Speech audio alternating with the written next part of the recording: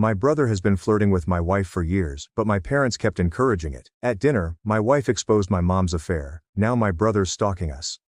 This weekend my parents have asked me and my wife to a special meal with other family members to commemorate their 25th wedding anniversary. It's meant to be a wonderful family get-together, but I'm having conflicting feelings about coming. The major reason I am reluctant is because of Ethan. You see, Ethan is my younger brother, and although being just 3 years apart, we have never been close. We do not have a solid relationship. A lot of it has to do with his feelings for me. He has a lot of animosity, and it has been like way since we were children. Growing up, our parents were quite strict, especially our father. Dad spent years in the military, and that perspective clearly influenced how Dad raised us. He continually pushed us to compete against one another. It didn't matter if they were racing each other to the school bus in the morning or attempting to outdo each other while performing chores at home. Everything seemed like a competition between the two of us. It wasn't simply about giving your all, it was about outperforming your sister. In the beginning, I thought the rivalry between Ethan and myself wasn't too awful. It may have even been healthful initially. We were youngsters, and a little rivalry is acceptable. But as time passed, things began to alter. My brother began to slip behind, notably in school. I was always good in my schoolwork. I'd receive B's and A's, perform well on examinations, and bring home report cards that my parents would be pleased of. Unfortunately, that simply made matters worse for Ethan. Because I was doing so well, my father was always comparing himself to me. When Ethan didn't measure up, he would face terrible consequences. He wasn't permitted to eat supper some evenings, and he was forced to stand in a corner for hours until his legs gave out. I could tell how much it wounded him, not only physically, but also emotionally. Dad repeatedly used me as an example. "Look at your brother," he said. "Why can't you be more like him?" He even had me teach Ethan, believing that if I helped him study, his grades would improve. I didn't mind assisting. I wanted to, but my abilities were limited. The fact was that Ethan did not love studying. It was not his thing. He was more of a fun, energetic child who enjoyed being outside, running about, and utilizing his imagination. Sitting motionless with a book bored him. No matter how hard anyone worked to make it happen. As the years passed, it became clear that the continual comparisons and pressure had taken a toll on Ethan. He began to resent me, and I understand why. He felt as if he was constantly one step behind and falling short, no matter how hard he worked. And I will acknowledge something that is difficult to express out. I was so concentrated on making our father proud that I didn't notice how it was affecting my younger brother. I never truly considered how that must have felt for him. Constantly living in my shadow and being punished for not looking like me. Then, just as I was preparing to leave for college, something happened that shocked the entire family. Ethan did something horrible. He consumed an entire bottle of sleeping tablets. That was scary. Fortunately, our parents spotted him in time and brought him to the hospital. The medics were able to preserve him, for which I will be eternally thankful. But that moment altered everything. It was as if someone had removed my parents' blindfolds, particularly my father. For the first time, they recognized how much agony Ethan had been concealing, how profoundly he had been aching all these years. It took something as terrible, something that could have resulted in catastrophe, for them to recognize the harm that had been building up inside him for so long. After the overdose, things at home altered dramatically. My parents began attending to therapy sessions with Ethan to better understand what he was going through. Since then, they've treated him as if he were made of glass, and every incorrect phrase or bit of pressure would lead him to crack. Over the years, I've also apologized to my brother several times. I have apologized to him for not being more alert and for not sticking up for him when we were younger. I attempted to make things right between the two of us. But even now, after all these years, it feels like my parents are still babying him. They are continually walking on eggshells around him. After high school, when my father wanted Ethan to go to college, my brother threatened to commit himself again, claiming he couldn't live away from home and didn't need any more education. So he never went without a valid degree. Ethan has struggled to find a consistent, high-paying work. Even when he gets a job, he struggles to keep it. He either skips too many days or has a disagreement with co-workers, which leads to his termination. It's like a recurring pattern. He still stays at home, does not pay rent, and relies on our parents for everything. Groceries, bills and daily expenses, you name it. Just to be clear, my brother does not currently have any confirmed mental illnesses. He attends therapy on occasion, and aside from the despair he had at the time, he is doing well now. He is functioning. He isn't struggling like he used to. In reality, he has a close circle of buddies with whom he spends every day. They smoke together, drink, and attend parties. It's not like he's sitting at home withdrawn and secluded. He is living his life. The only catch is that he's doing it on my parents' cash. That, I believe, is the most frustrating aspect for me. My parents never pushed, challenged, or asked him to step up. They are afraid. And I understand that. They are frightened of pushing him too far and losing him again. And he understands that. He understands just how to tap into that dread. At times it appears like he is taking advantage of the situation. Because of all this, I've always felt terrible for my parents. So when they asked me to send money back home to help them with their everyday expenditures, I couldn't say no. I know they're retired now and don't have the same income they did before.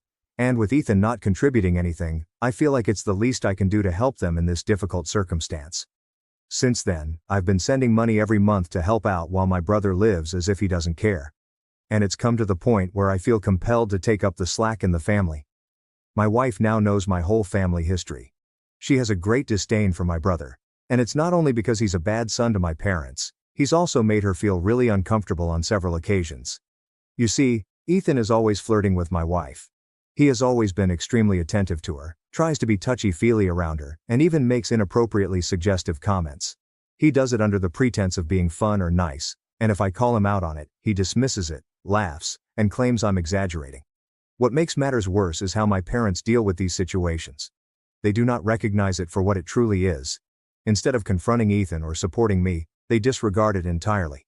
They claim it's simply a harmless crush, as if it were some innocent schoolboy behavior.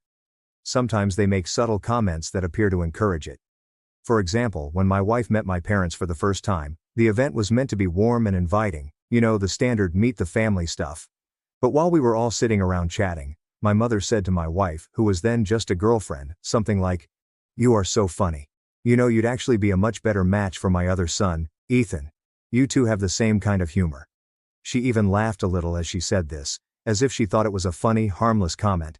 Then my father weighed in, agreeing with her. He said to my wife something like, "Yeah, Ethan is a hoot. You'll probably have more fun with someone like him." I remember sitting there, wondering if I had heard correctly. Why were they attempting to link my brother and my partner? Who would say such a thing to their partner? Because my wife and I were both taken aback by their statements at first, we assumed they were kidding and attempted to laugh it off.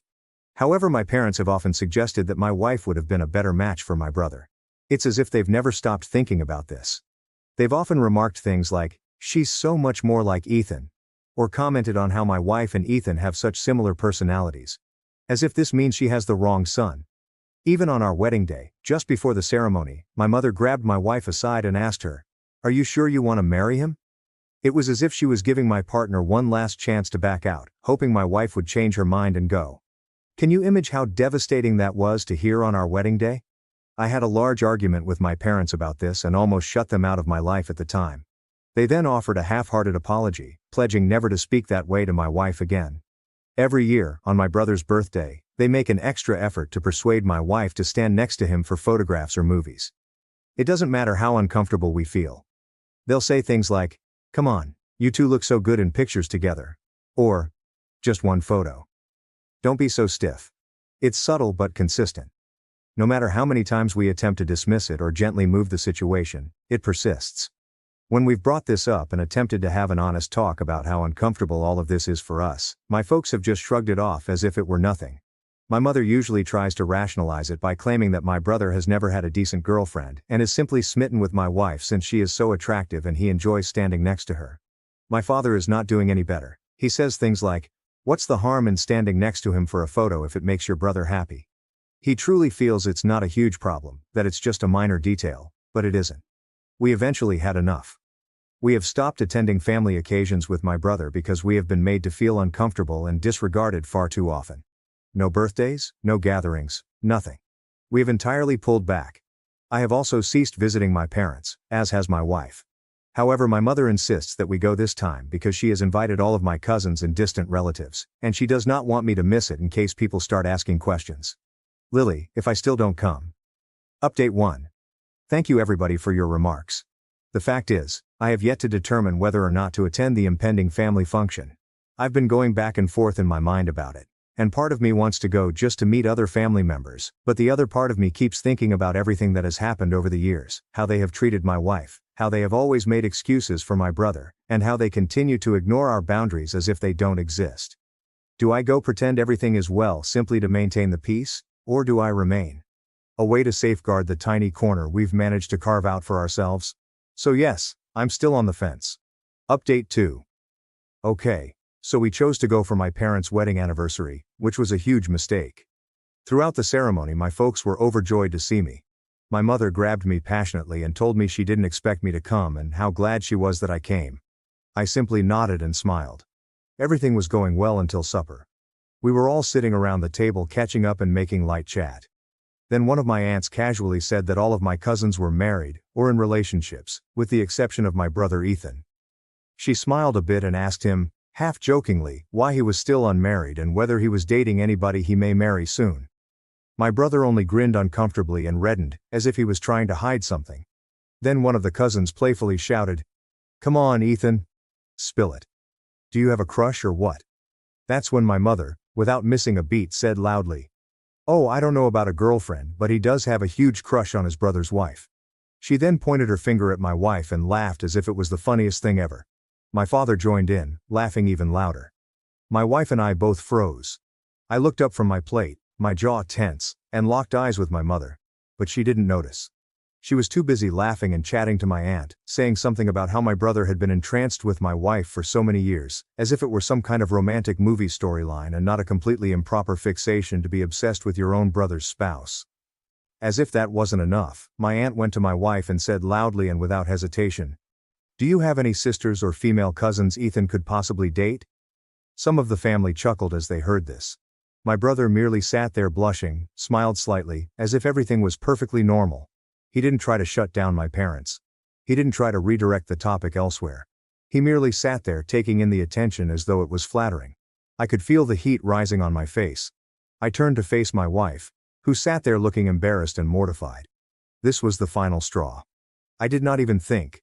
I just snapped. I spoke loudly enough for everyone at the table to hear. And I turned to my mother and asked, "How dare you talk about my wife like this?" The entire table became silent. You could have heard a pin drop. I looked at my parents and said, "You promised me, both of you, that you wouldn't cross this line again. You swore that you'd respect our boundaries and stop putting us in uncomfortable situations, but here we are again. You're laughing about my brother having a crush on my wife. You think this is funny?" My voice shook, but I didn't care. Then I turned to the rest of the table, my cousins, aunts and uncles, and said, "Let me ask you all something. How many of you think it's okay for someone to openly say they have a crush on their own sibling's partner, and for the whole family to laugh about it like it's some kind of sitcom scene?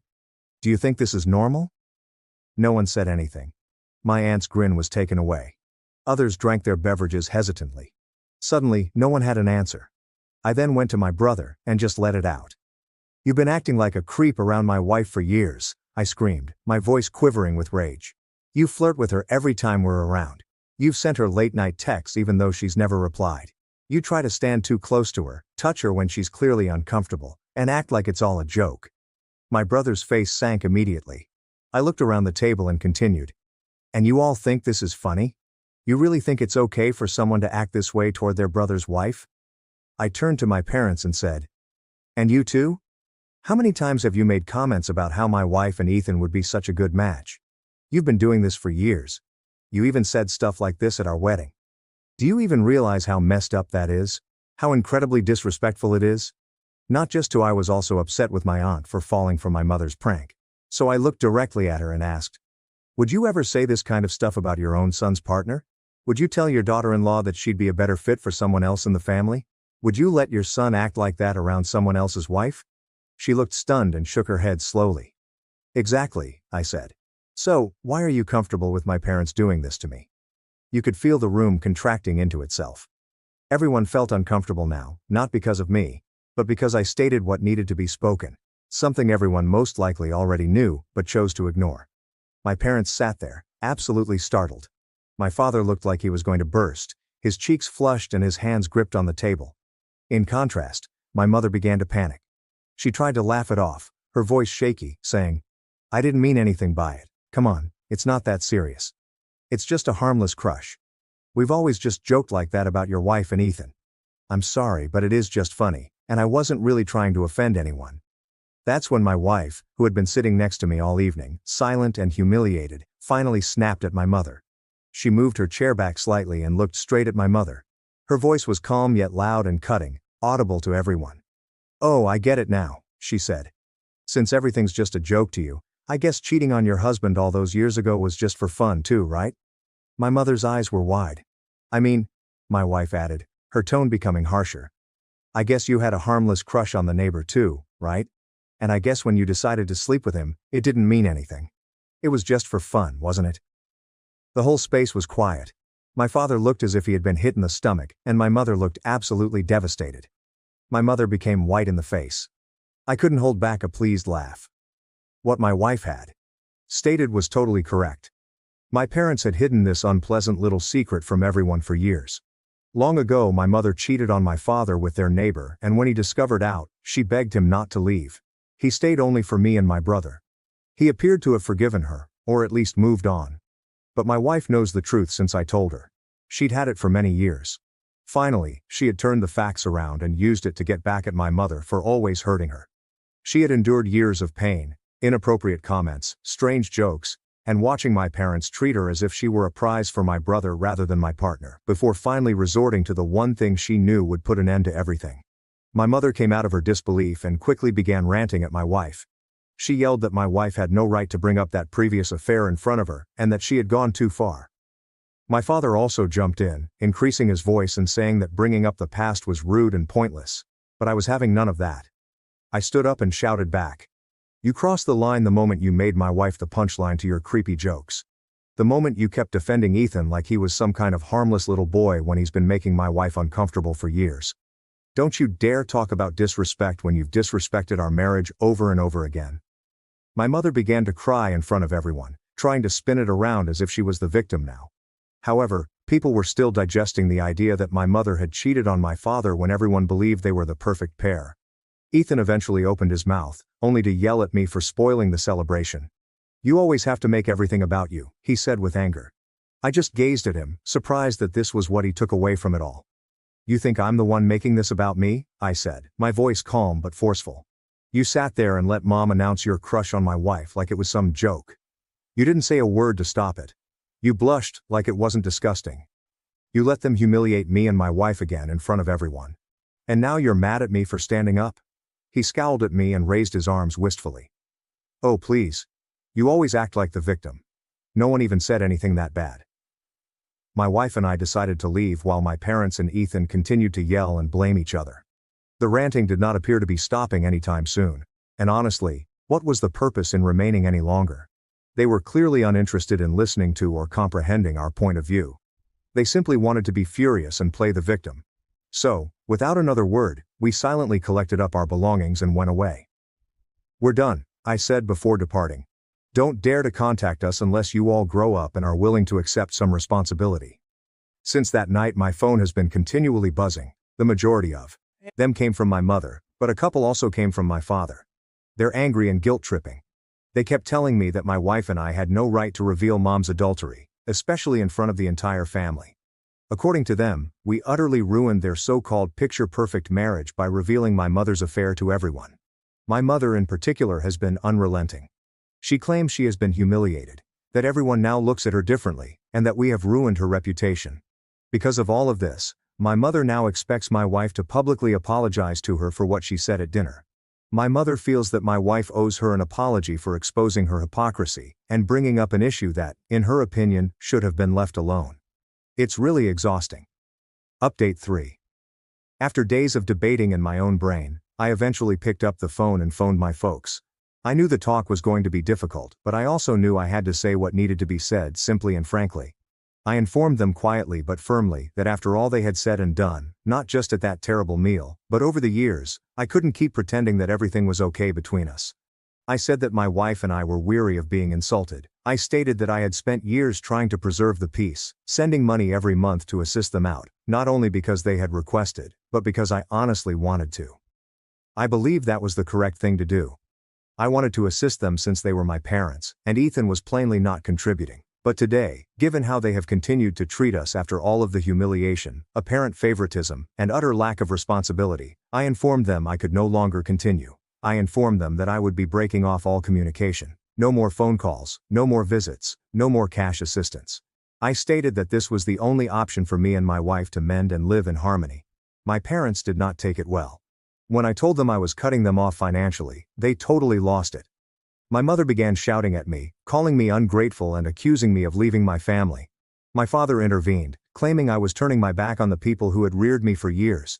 They kept telling me I was overreacting to what they claimed was simply a joke. They never accepted responsibility or apologized for their faults. My mother even accused my wife of turning me against them, as if I had the mental capacity to make my own judgments. They practically cursed me, saying I'd regret it for the rest of my life when my wife ultimately left me. It was hard to hear, but I didn't give up. I held my ground and stopped the call. Since then, my wife and I have blocked them. Update 4. It's been over 3 months since my previous update, and a lot has transpired since then. First and foremost, after cutting off my brother and warning him several times, Ethan has persisted to write my wife weird, unsolicited love notes, even when we threatened to involve the police.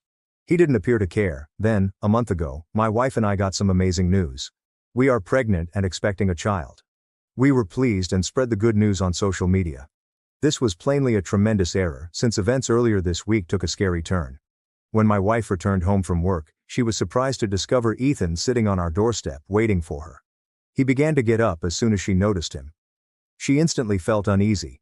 So she returned to her car and began driving away, while he raced towards it and begged her to remain and talk to him. I can't begin to imagine how terrified she must have felt at that time. She called and I hurried home as quickly as I could.